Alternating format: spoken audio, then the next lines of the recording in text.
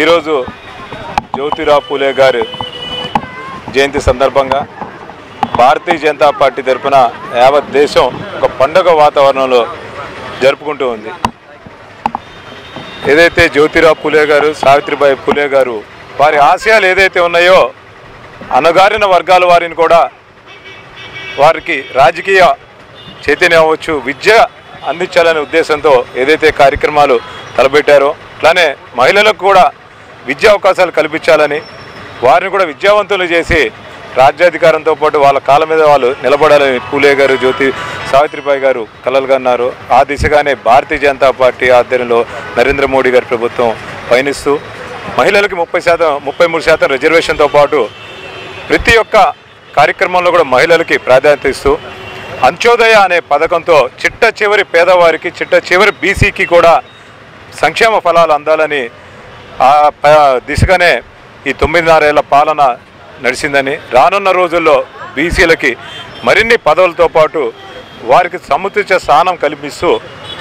జరుగుతున్నది ఏదైతే ఉందంటే ఒక భారతీయ జనతా పార్టీ ఎన్డీఏ కూటమి మాత్రమే. సావిత్రిబాయి గారి ఆశయాల కోసం అనేక విద్యా సంస్థల్ని భారతీయ జనతా పార్టీ స్థాపించి ఆ యొక్క విద్యా సంస్థల్లో కూడా ఎకనామికల్ బ్యాక్వర్డ్ వాళ్ళకి రిజర్వేషన్ కల్పించడం, బీసీలకి సముచిత స్థానం ఇవ్వడం, వారి విద్య, వైద్యం, ఉద్యోగం అన్నీ కూడా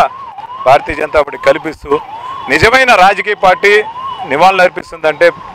ఒక భారతీయ జనతా పార్టీ అని కూడా మేము తెలియజేస్తున్నాం. మహాత్ముడు, మహనీయుడు శ్రీ జ్యోతిరావు పూలే గారి జయంతి సందర్భంగా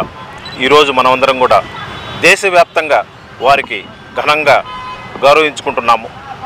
మరి ఆ రోజుల్లో జ్యోతిరావు పూలే గారు వారి భార్య సావిత్రి పూలే గారికి విద్య నేర్పించి సమాజంలోని మరి బడుగు బలహీన వర్గాలను అణగారుస్తున్నటువంటి ఉన్నత వర్గాలు, మరి అప్పటి పరిపాలకులు దౌర్జన్యాన్ని మరి చూసి విద్య మాత్రమే వీళ్ళందరికీ సరైన మార్గం అని చెప్పేసి వారు ఆలోచన చేసి కొన్ని వేల మందికి విద్యను అందించి వాళ్ళ మనోవికాసాన్ని, జీవితంలో వాళ్లకు ఎంతో ఉన్నత మార్గాన్ని నిర్దేశించినటువంటి వ్యక్తులు ఈ జ్యోతిరావు పూలే, సావిత్రిబాయి పూలే వారు. అలాంటి మహానాయకుని ఇవాళ దేశవ్యాప్తంగా ప్రతి ఒక్కరు కూడా స్మరించుకొని మరి బడుగు బలహీన వర్గాలు, మరి బీసీ వర్గాలు వారిని ఈ రోజుకి కూడా ఒక మార్గ నిర్దేశకుడుగా భావిస్తూ మరి వారిని మనం ప్రతిరోజు స్మరించుకుంటున్నాం. ఈరోజు మనం చూస్తున్నట్లయితే గత 10 సంవత్సరాలుగా పరిపాలన అందిస్తున్నటువంటి మన ప్రీతమ నాయకులు నరేంద్ర మోడీ గారు వారి మార్గదర్శకంలో నడుస్తూ